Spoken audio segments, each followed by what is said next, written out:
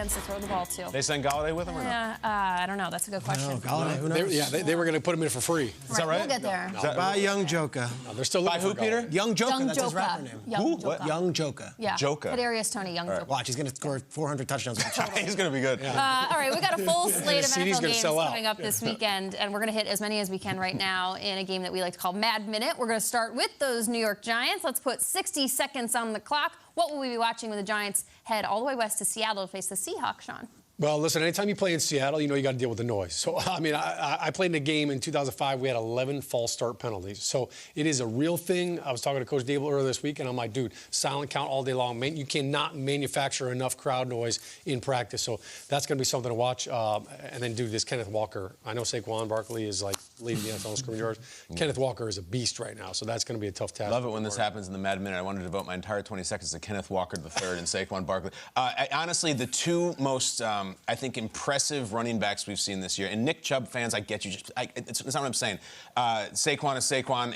I feel like if Saquon drops 160 yards in this game, I keep waiting for the Saquon game. I'm telling you, the MVP stuff for Saquon is going to start because the Giants keep on winning and he is their motor. But I love that Kenneth Walker III, Peter. I love him. And I tell everyone, next. Look at these rookies for these Seahawks because it's not just Walker. It's two offensive tackles who are a rookie. You've got the kid Tariq Woolen at one defensive back. You got Kobe Bryant and you got Obi Mafe.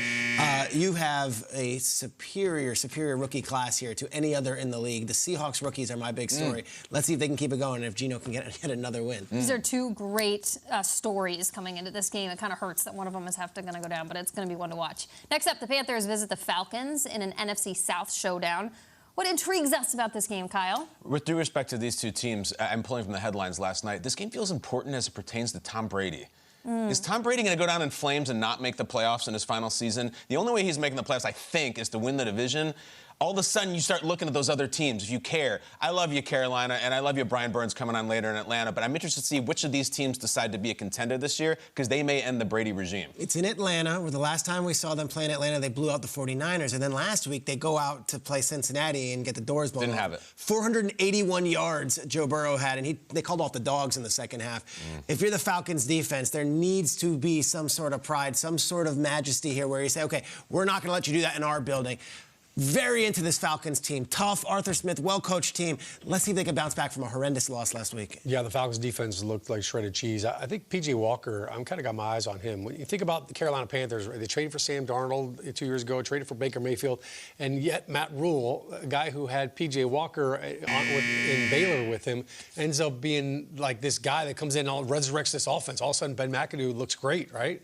So P.J. Walker, I'm watching him. They work together at Temple, not at Temple. Baylor. Sorry, yes, of course. And the running back room for the Panthers, Chuba Hubbard is injured, and Dante Foreman had a great game last week against the Buccaneers, so he might carry the load. Yep, exactly.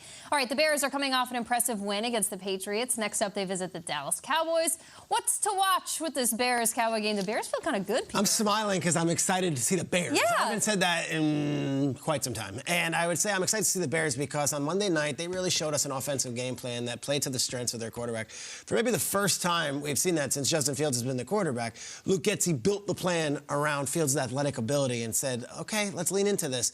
Can they do that against a Dan Quinn defense? You mentioned it yesterday, Jamie. This defense is no joke, and Micah Parsons is waiting. Yeah, I'm a little bit worried for Justin Fields. Like, this Cowboys defense is getting after it. And before the season started, it was the Micah Parsons show, this and that. I mean, what these guys are doing right now is phenomenal. So Kyle has a Mad Minute just at Sean O'Hara. You know, did I steal your notes or something? Minute. Yeah. We don't prepare. You just wing it. And my whole thing is like, man, Justin Fields and Micah Parsons. Sean, it just means that we're in cahoots. I was going DeMarcus Lawrence and all the other guys. Right? It's not just Micah Parsons, but I'm worried for Justin Fields. Justin Fields is like a fighter who likes to drop his hands, and then he's going against this guy with this huge right. Justin Fields takes a lot of hits, and now he's going against like the wrecker of worlds. I'm concerned, and I think in a way he like gets off on it, and he's very tough. Please protect yourself. I hope Peter's right, and this is the new Bears regime, but like, Justin, please protect yourself. 11 is a maniac. One thing to watch in that game is if Ezekiel Elliott will play because he's dealing with a knee injury right now, so I think he is questionable going into that game. What intrigues us most about the matchup between the Dolphins and the Lions? We got to let Kyle go first. I know, right? No. Go, Kyle. You got to go. Dan Campbell soliloquy here. do we got anything here? Can I go again to the ride the lightning? Anti-fragile. Hey, to get the team he used to coach also. I mean, Peter, you know what? He used to be with Miami. He was interim head coach. And I remember then everyone's like, Dan Campbell could be a thing. And that was years ago. And then with Detroit, we're going, Dan Campbell could be a thing. Just give me, you know the one song I don't want this week from you, Dan? I don't want Fade to Black. Just give us something, buddy. I'm rooting for you. I really am. All right, I'm looking for a matchup. Tyreek Hill, Jeff Okudah. Smart. All right, give me that one. All right, we got a young corner working against the cheetah.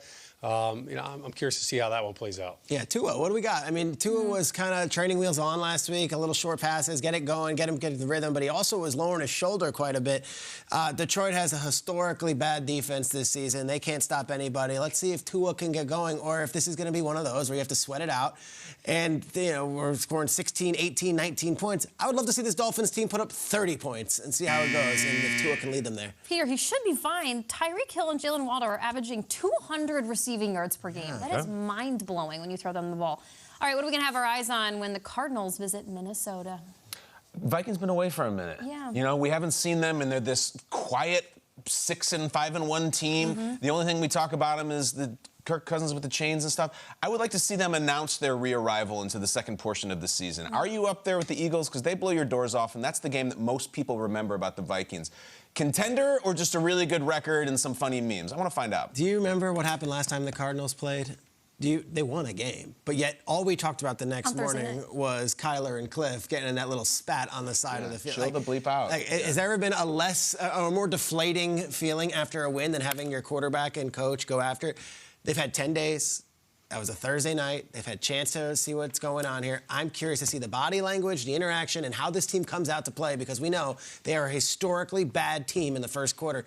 You can't let Minnesota get a big lead in that building. Yeah, how about Kirk Cousins flying under the radar right now with Justin Jefferson? I think he's third in the league right now in receiving yards, and yet it's going to be DeAndre Hopkins and Kyler Murray. That's going to be stealing the show and the conversation. But I think Kirk Cousins has a big game, so I'm looking forward to watching him light it up. It is weird to have these two teams, like one last played on Thursday night and then one coming off a bye. Yeah, it's been like a while. Quiet teams playing each other.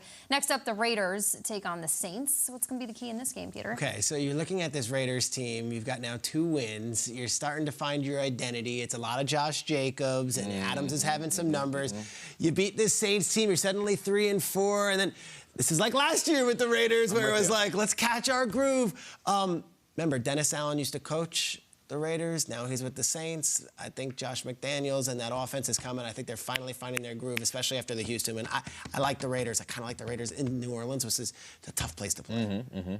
I would agree with you. I kind of feel that same way. There's always one team. By the way, can I just interrupt with more of my minute? I don't think Kamara's being traded. Everyone says Kamara's His name's out there. I would be shocked if Kamara is traded. That guy is a franchise piece, and from everything I hear around the league, no one's mentioning Kamara's name except Twitter. You'd be shocked because you don't think the Saints want to, or they won't get an offer? I don't think they're looking to ship him off. Really? No, this guy Kamara is like A Saint. Saint. Yeah. Can he make some more plays this year? We haven't heard much from him, right? He's only a Saint on the field, by the way. Anyway, is that it? Is that Mad Minute? That was Mad Minute. Okay. We have more coming up later. Sean didn't get to go. Do you have a great take? No, we did the same thing. Do you want to talk Raiders? Clearly, we're sharing a brain Coming this up, morning. though, Aaron Rodgers is a double-digit underdog.